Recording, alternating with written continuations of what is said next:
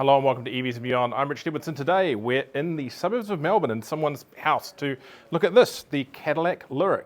Now, according to management here from GMSV, that's the operation that distributes General Motors, so Cadillac, Chevrolet, other vehicles in New Zealand and Australia. This is a really exciting project for them that has been happening for a long time.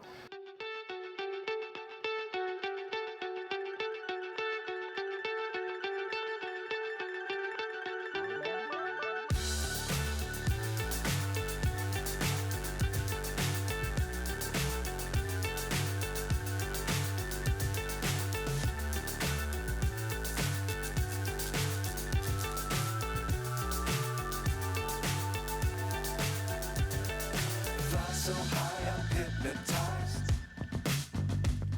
What's up is down, what's left is right. Cadillac really has been the lead brand for General Motors for many, many years and really champions many firsts. As we lead General Motors, we also align around our vision of zero congestion, zero emissions, and zero collisions, and Cadillac is at the forefront of that. Lyriq, as you see here, really is the ultimate expression of our design, technology, and really overall ride and handling. Fantastic vehicle when you get a chance to get behind the wheel. We're pleased to announce today that Cadillacs will be available through a reimagined luxury direct-to-consumer experience that will allow customers to learn about, personalise and buy directly from us, either online or in store. And we will be selling these at exclusive volumes through 3 retail stores initially in Melbourne, Auckland and Sydney, and then customers will also be able to learn about our vehicles online at our website cadillacanz.com. And what we're really driving here is an experience for our customers that sets it apart, a true luxury experience, one that is elevated, allows customers to personalise, very informative, very consistent across the board, because we really want the Cadillac experience and the Cadillac ownership to be a point of pride, something that is extraordinary at every touch with the brand, at every experience with us, and that is something that we are absolutely going to deliver with the launch here. And our Lyriqs will be available as model year 2025, so launching next year, and we will share more details on price and content and exact timing and start of sales at a later date. So let's have a look at the car itself. Now, obviously this is they say a clean sheet design, but it is based on General Motors' Ultium platform. And now that's a platform that's underpinning a whole pile of electric vehicles, including the Chevrolet Silverado pickup truck. So that's an electric pickup truck built up based on this platform. There's a couple of Chevrolets, there's even a Honda. But the Cadillac is kind of, I guess, the peak concept of what Ultium can be at the moment. And it is big. It's hard to tell just sitting here on its own, but this car is a few inches bigger in pretty much every direction than an Audi e-tron, which I think is going to be probably one of its key competitors once it gets there out in the market. If we come around to the front, we've got this big, huge nose on here, this kind of pattern fascia to it. A lit up, I think, when it's running Cadillac emblem in the front there. You've got these huge vertical light stacks here that are very crystal-like and very, very pretty there. If we come around, we've got massive, massive wheels here, 21 inches. Again, one of those things that belies the size of the vehicle is having really big wheels on it. Now down the side, slightly pull out, I hesitate to say, T-brand style door handles there. It's got tinted windows on the back. I think you've got to have that on your big gangster looking American SUV. And if we come around from the back, and I'll try and not trip over this light, which I've done 3 times today already, big sweeping lights down the back here on the hatch. And it is almost a bit of a hatch as opposed to just a SUV tailgate. Very sloping, very sporty. You've got a really, really big boot. A little bit of storage under there. And yeah, big space here for all your luggage. We close that down again. Now I'm going to jump in the back first because this is a big Cadillac. I feel like I should be riding in the back, and like this is probably going to be the comfortable place to be.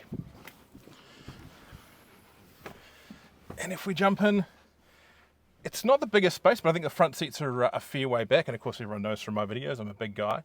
But super comfortable, plush leather. You've got controls down here for the seats and various things. USB-C power. You've got AC power as well. Air vents here. Big, huge panoramic roof. And one of the things I've liked, it's in the front as well as in the back, is a lot of detailing in this car. So we look at the door panels here, we've got these lovely little kind of arrow finishes here, these panels for the AKG sound system, which I'm sure will be very bass banging and heavy, as we used to with American sound systems. Now, one of the things I've noticed is actually quite reasonable headroom in the back here. So normally I tend to bump on the head ceiling of things. I've actually got quite a bit of room here above my head, particularly with panoramic roofs and sunroofs. Often they do restrict my headroom. Not in this one, pretty comfortable. And yeah, I could have a reasonable size Texas Stetson on, I suspect, and still be comfortable here. Right, let's go have a look in the front. Now, a lot of space here, and again, a lot of details and a lot going on. Let's start with the screen. Now, this screen is huge. It runs the full length here. It's one screen. Not often with these you get two screens and they kind of join together. It's touch screen right across as well. So we've actually got some buttons over here that are part of the screen. It's capable, they've stressed the word capable, of 9K resolution. So that's a lot more than what my TV at home gets. So really cool, really impressive that it's got that. There's more touch function on the steering wheel as well. These are capacitive buttons here for all your key controls, the cruise control, a large suite of driver assistance.